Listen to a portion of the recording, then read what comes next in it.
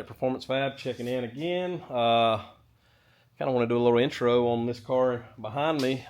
If you're familiar with the drag and drive world, you definitely probably recognize this car. It's been a top runner for many, many years. The 73 AMC Javelin belongs to Bryant Goldstone.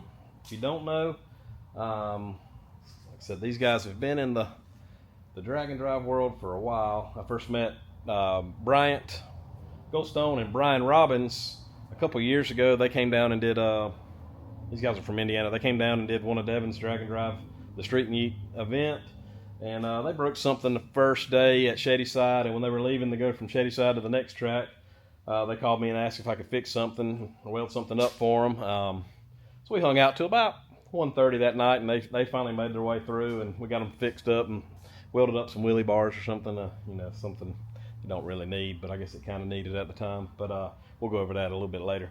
But yeah, so Bryant brought this thing to us. It's going to Devon to get rewired, but he wanted to do a couple little things. We had time, so we kind of trying to help him out, and basically going to build him a new set of headers and rework the turbo kit stuff to try to make this thing a little bit easier to work on, because it is tight and it's rough, and you work on these things. If you haven't watched these guys or any of the other guys, my buddy Graham, these guys work on these cars, Devon, all of them. I mean, when you run them at this level, these are 6-second quarter-mile cars. There's a lot of work involved. But let me flip this thing around and I'll show you guys what we're working with here. So, like I said, it's the 73 Javelin. She has a big block Chevy, man's motor in it. No LS is here, no Coyotes here. Just raw power. Twin turbo. I don't know what they are. They're Precisions. I don't know what size they are. I'd imagine at least at 88s. Probably a little bit bigger if I had to guess. Let's see. But yeah, the main thing for us was doing a new set of headers. You can see it is pretty tight. It's really hard to see. But he said he has to use 3 or 4 different sets of tools on each side to be able to even get the headers out of this thing. So he wanted us to try to reposition the turbos just a little bit. So we're going to more than likely do is we got some room to come up with the turbos, so we're going to try to bring them up some.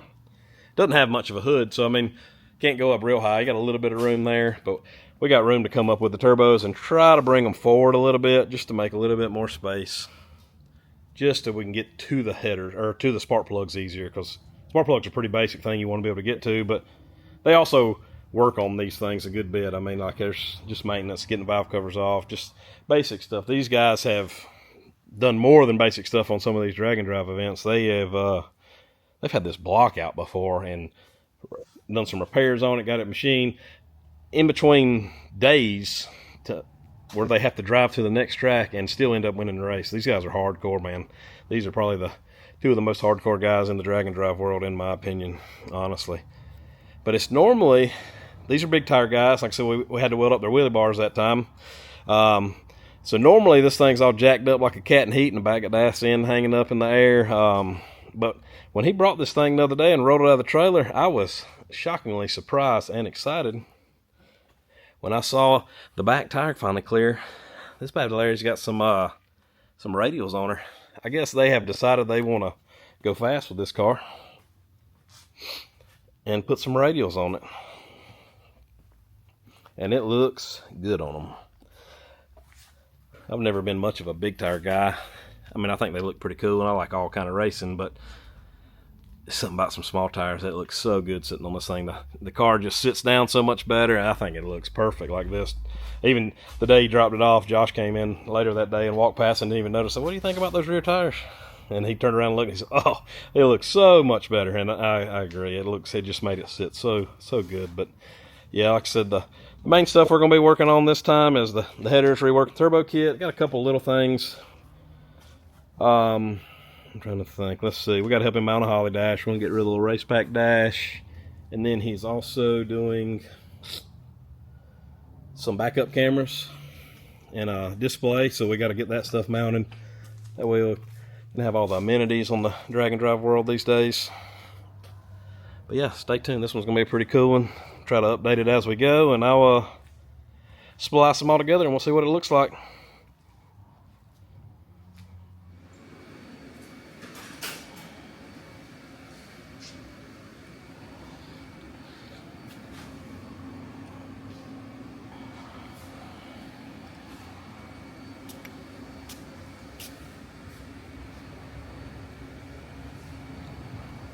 Oh, doing a little check-in. We got all the stuff pulled apart.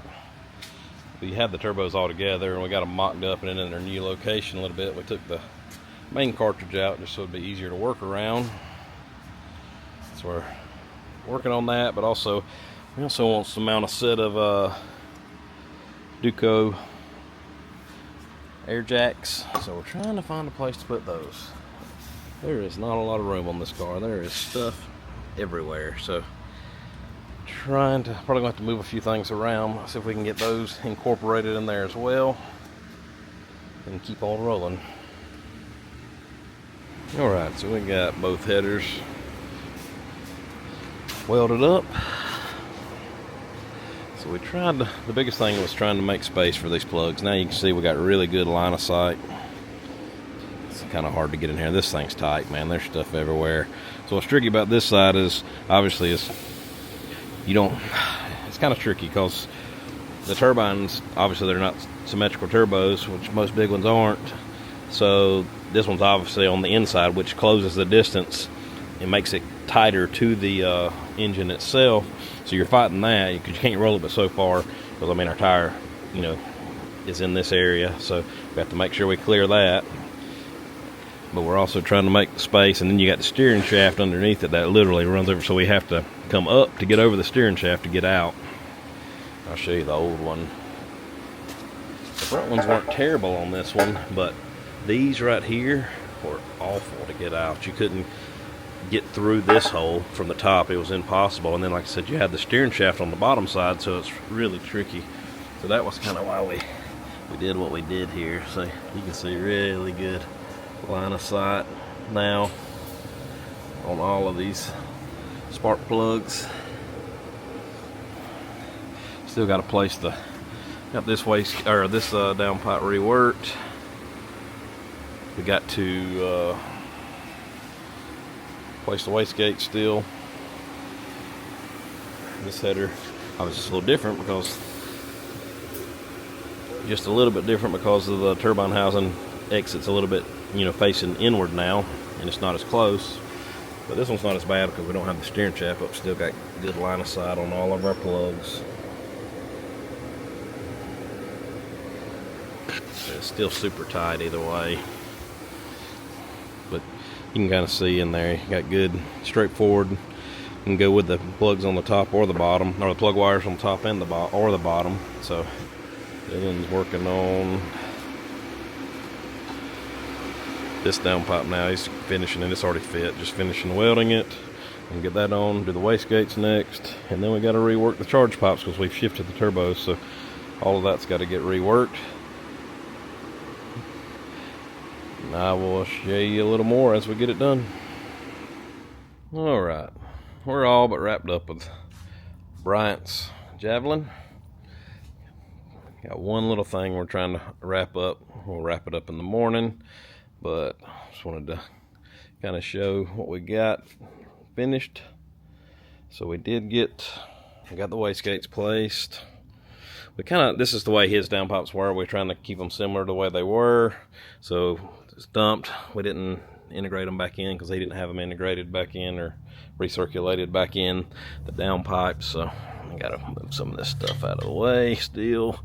Got wires that are loose, which is going to get rewired at HCR Innovations next. Evan's going to pick this thing up tomorrow, more than likely. Like I said, the only thing we like finishing is already had holes in the hood, so we're trying to get the inlets connected back to the hood where they were, which is kind of proving to be a little tricky because he wanted to shift the turbos up and forward as much as we could. And yeah, it's tight. This is a 6-inch inlet, so we're using a 6-inch tube to curve. And the holes are just a slightly bit different on the hood, so this one's actually having to curve back a little bit just to make that spot. They're going to make those out of carbon. We're just trying to get him something to get him by for now. Actually had a piece of a 90 and 6-inch aluminum, so we're working that. But yeah, so it's all wrapped up on hot side, cold side, just finishing this. So like I said, we got wastegates dumps in. Had to modify the charge pipes because we moved them up and turbos are just moved around. Save this section, just rework the rest. It's had some cast 90s welded on it. We cut those off and welded some of these motion quick clamps, which I like these because the 3-piece design, they're a lot easier to get on and off. But I was trying to make it where you can still get the valve covers off without too much work. Obviously you got to take the pipes off, but you can still get to everything and get those off if you need to. Run valves or whatever else they got going on. So obviously they're not symmetrical. We tried to make them as similar as possible, but kind of just, it's hard to make them exactly the same. Everything's kind of crammed in here, but same over here. We got our wastegate plumbed, dump pipe in. So we just kind of kept those real similar to the way they were.